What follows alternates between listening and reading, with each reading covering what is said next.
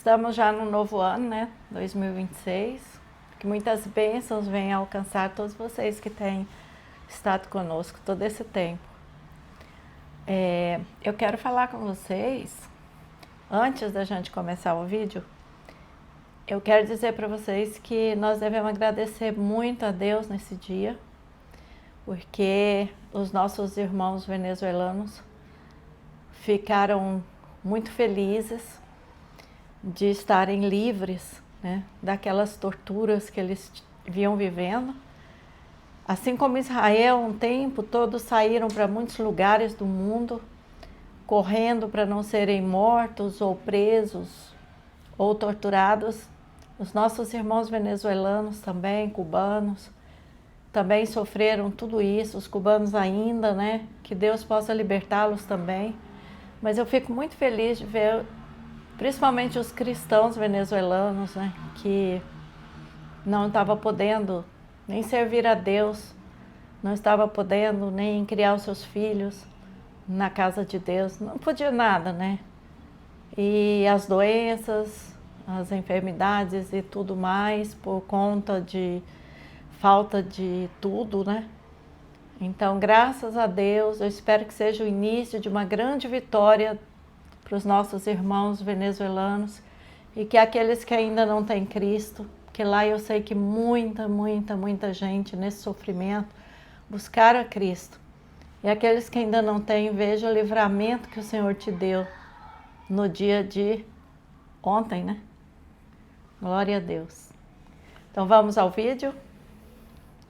Olá pessoal, retornamos aqui com os nossos estudos bíblicos sobre pontos importantes da Palavra de Deus para esclarecer, para trazer uma nova forma da pessoa entender o que significa realmente aquilo que o Senhor quis transmitir às pessoas, que leem a palavra, às vezes não entendem, ficam indecisos, e em momentos como esse a gente procura trazer mais algum esclarecimento, né, da parte do Senhor, para que todos entendam qual o propósito de Deus ao criar o homem e colocá-lo na terra. Então nós vamos começar com 1 Samuel. Em 1 Samuel 16:7 diz que Deus não vê como o homem vê. Antes disso, vamos fazer a leitura, né, para a pessoa entender sobre esta passagem. E vamos também pedir, pessoal, ajuda aí, né? Se inscreva, clica aí no gostei. Se não gostou, comenta por que não gostou também. E se gostou, compartilha, tá bom? Então, diz aqui a palavra, 1 Samuel, capítulo 16, versículo 7. Mas o Senhor disse a Samuel: não atentes para a sua aparência, nem para a grandeza da sua estatura, porque eu o rejeitei. Porque o Senhor não vê como o homem vê, mas pois o homem olha para o que está diante dos olhos, porém o Senhor olha para o coração. Então nós vemos aí, essa passagem diz respeito a quando Samuel, o profeta Samuel, foi ordenado por Deus para ir lá ungir Davi. Só que Deus não falou para ele o nome de quem ele ia ungir, né? Vai lá na casa de Jessé, que um dos seus filhos é para ser ungido como rei para ficar no lugar de Saul, porque ele já tinha rejeitado Saul. Saul disse que era muito belo, um homem alto, boa aparência, e era um homem também que servia a Deus, só que depois ele transgrediu, ele se afastou de Deus e começou a fazer coisas erradas. E Deus o rejeitou. Aí Samuel foi para ungir um filho de Jessé. Só que chegando lá, Jessé não tinha só um filho, ele tinha vários. 7, né? 7 filhos. 7 filhos. E aí os bonitões, os grandões, os de aparência que chama atenção, estavam todos lá. Mas tinha um que não estava, que era o mais franzininho, né? Era o mais novo, um ruivozinho, talvez tinha muita sarda no rosto. estava lá cuidando das ovelhas do pai dele. E os outros estavam lá. Aí Samuel pegou o azeite. Quando ele viu o primeiro, ele falou, é esse, né? Esse é tão formoso quanto o Saul era quando eu ungi ele. Então vai ser esse. Quando ele foi para ungir, Deus falou, não. Aí vem esse versículo. Eu não vejo pela aparência. Eu vejo até o coração. Eu vejo até o interior do homem. Então não vá pela aparência.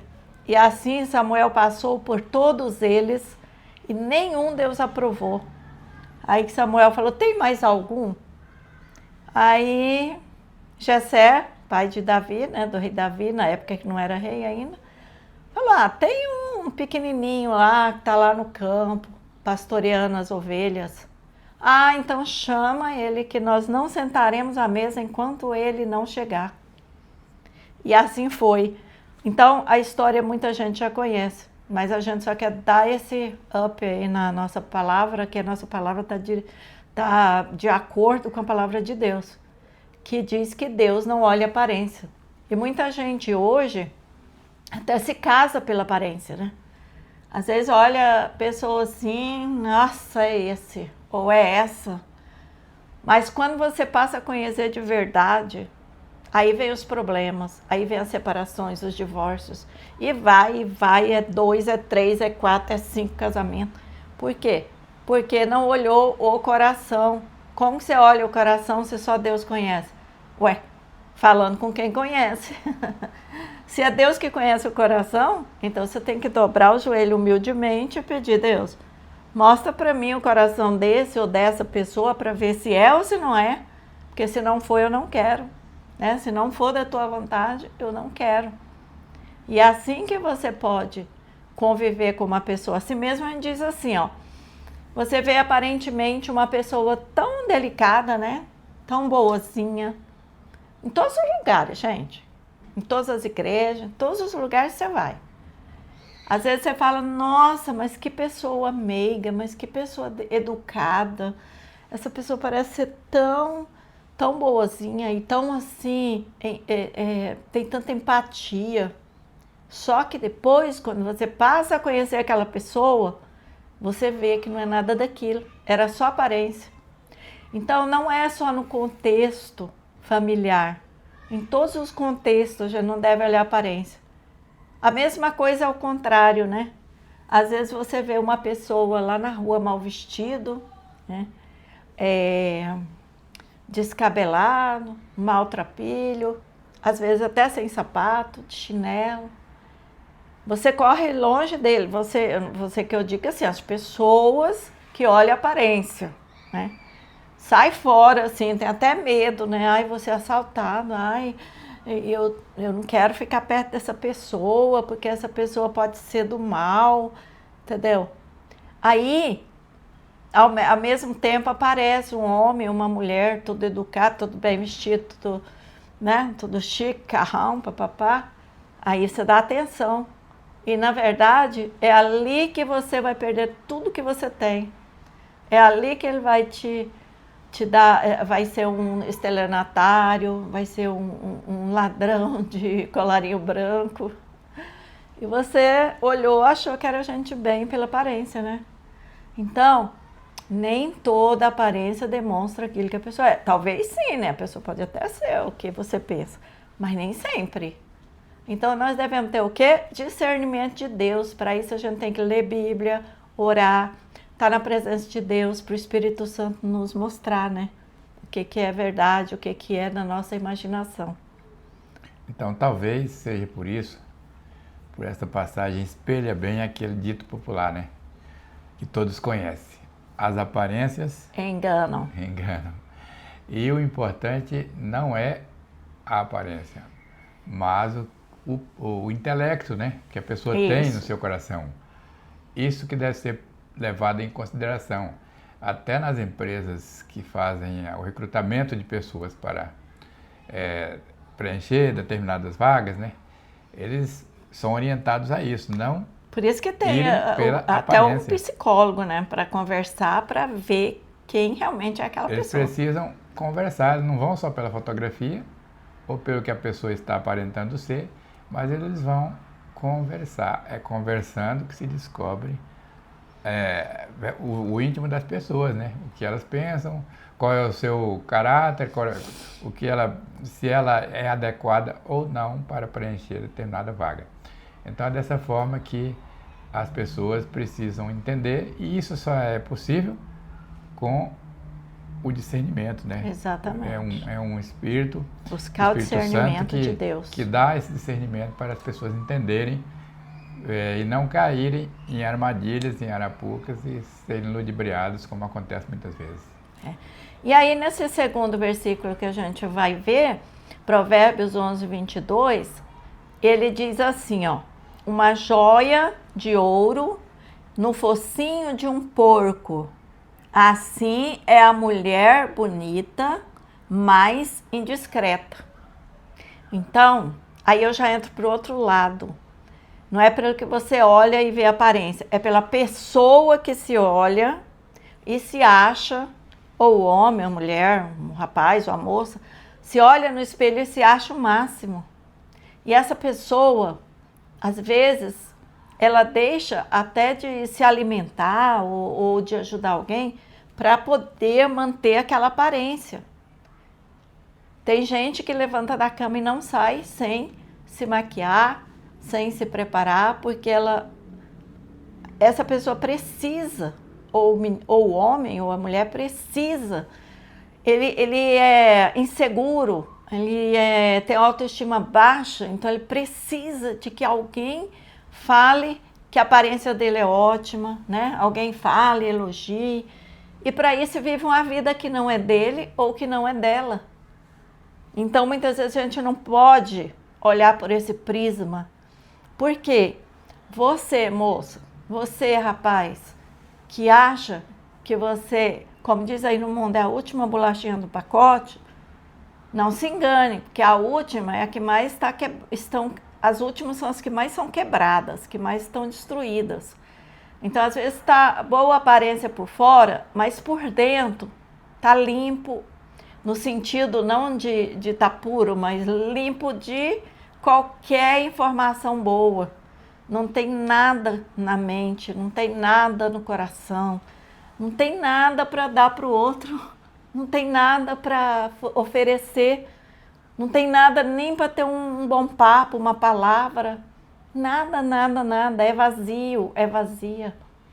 Então pense bem, esse tipo de pessoas hoje em dia está fadado ao desastre total, está fadado, né, ao final muito infeliz.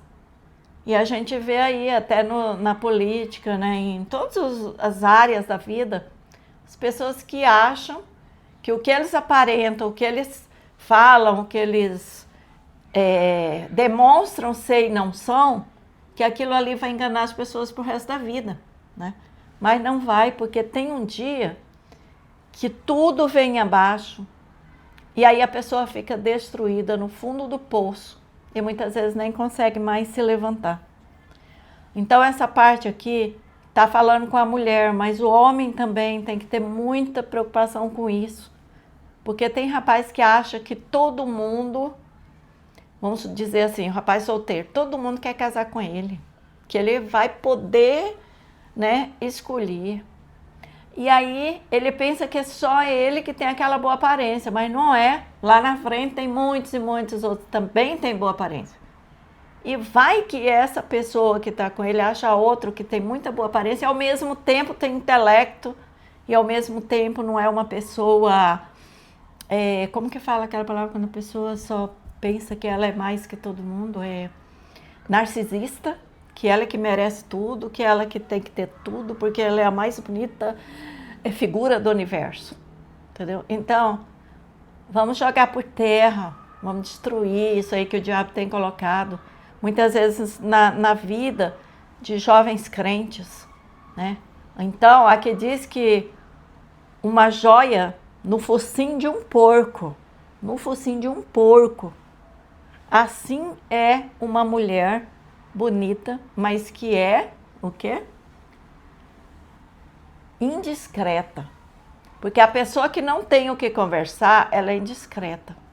E a pessoa que não tem conhecimento de como se vestir, ela também se veste com indiscrição e não com discrição, quando a Bíblia nos manda, né?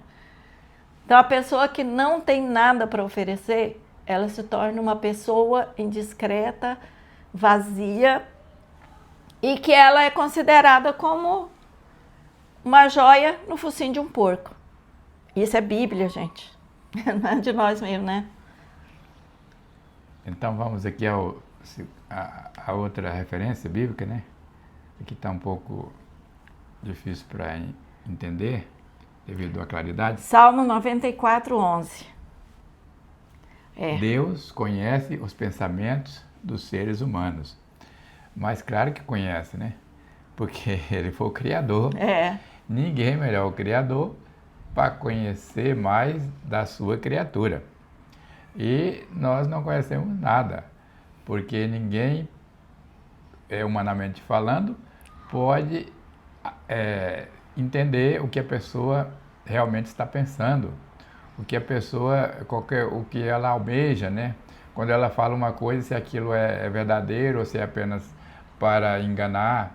Então, mas Deus conhece. E Ele proporciona motivos para os que creem nele também adquirirem certo discernimento acerca das situações.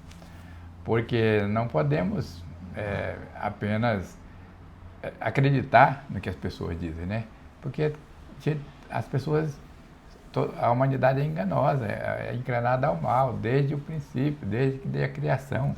O pecado está enraizado, né, na vida das pessoas. E cada uma pensa em levar a melhor e passar o outro para trás se for preciso. Mas, buscando de Deus essa sabedoria, a gente passa a entender melhor as pessoas e a ouvi-la e procurar de Deus um discernimento. E a gente pode até sentir, não é? A gente pode sentir se a pessoa realmente está falando o que pensa.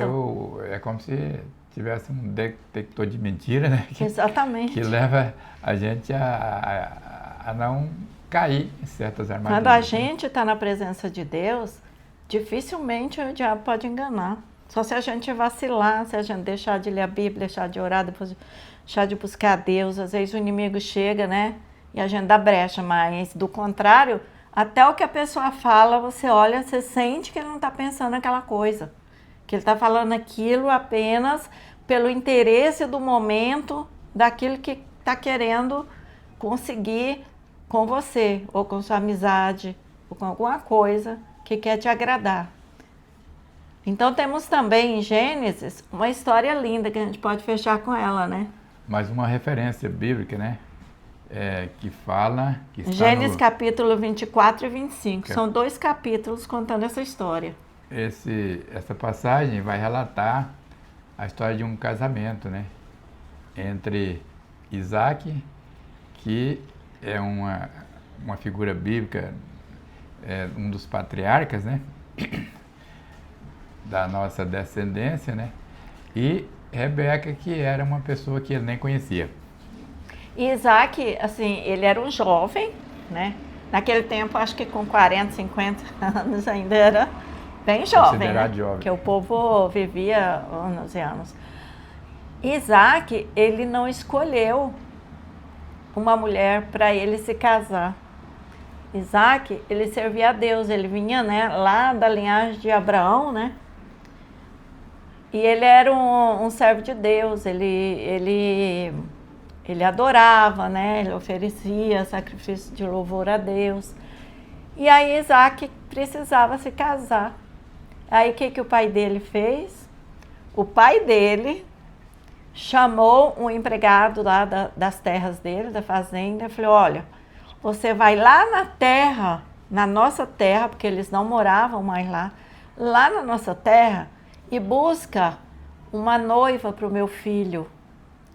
Aí ele falou assim: mas como que eu vou saber qual é ela? Como eu vou saber escolher?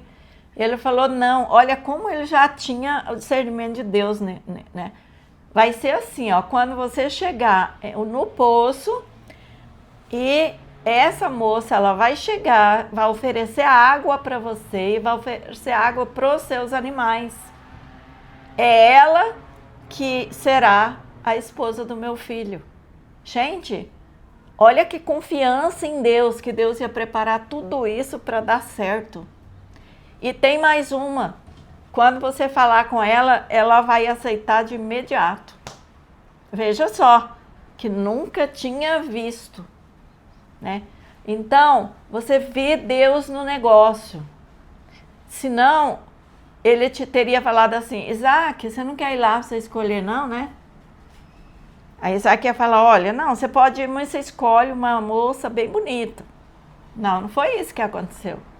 Eles queriam da mesma, vamos dizer, família, né? Que era o povo de Deus. Porque lá onde eles moravam, tinha muita gente, tinha muita moça, talvez até mais belas. Mas era como uma joia no focinho de um porco. Porque não condizia com o que ele precisaria para continuar servindo a Deus. E tem muita gente, tem muito rapaz, e tem muita moça que está indo buscar uma joia no focinho de um porco para poder pôr dentro de casa. Aí depois vem o sofrimento, né? Mas por quê? Por que não foi para o joelho, como sempre foi as pessoas de Deus, sempre orou, buscou a presença de Deus e pediu para Deus mostrar, né, qual era aquela pessoa. E eu tenho vários testemunhos, né? Saudoso pastor Edilson mesmo, né? Como foi que Deus preparou o casamento dele, que foi feliz até o dia que Deus levou ele. Então, por quê? Deixou Deus mostrar para ele, porque Deus conhece o coração, o íntimo das pessoas. E assim aconteceu, né, com Isaac. Isaac ficou esperando. Aí o empregado foi lá, né, quando ele chegou no poço, Deus tocou no coração da Rebeca, ela veio para o poço, nem sabia de nada, e encontrou esse senhor lá com os cavalos, com os animais, não sei o que era. Os dotes, né? Ele tinha que pagar os dotes. E já trazendo todos os dotes para o pai dela, para poder levá-la para casar. E ele, quando perguntou para ela, você vai comigo? Irei. A Bíblia não fala, mas eu creio que Deus já teria também tocado nela, que estava preparando, né? Alguém que fosse do coração de Deus. E aí a gente não vai aprofundar na história, porque vai ficar muito longo, mas quem quiser ler essa história linda, ela fica em Gênesis capítulo 24 e 25, tá bom? Então procurem lá na sua Bíblia, leiam esta passagem e veja o que Deus prepara é sempre o melhor. Nós procuramos de nós mesmos, não vamos errar às vezes, né? Mas se nós pedimos orientação de Deus em tudo que fizermos, não é só nesse sentido. Não é só nesse sentido. Em tudo que você for realizar, né? Uma empresa que você vai montar, um negócio que você pretende, uma casa que você vai comprar, uma viagem que você vai fazer, uma mudança. Você vai fazer um negócio com uma pessoa, né, que parece tão correta, mas às vezes você ora antes e Deus tira da sua frente, porque não era. Então, é o que parece mais provável, pode não ser.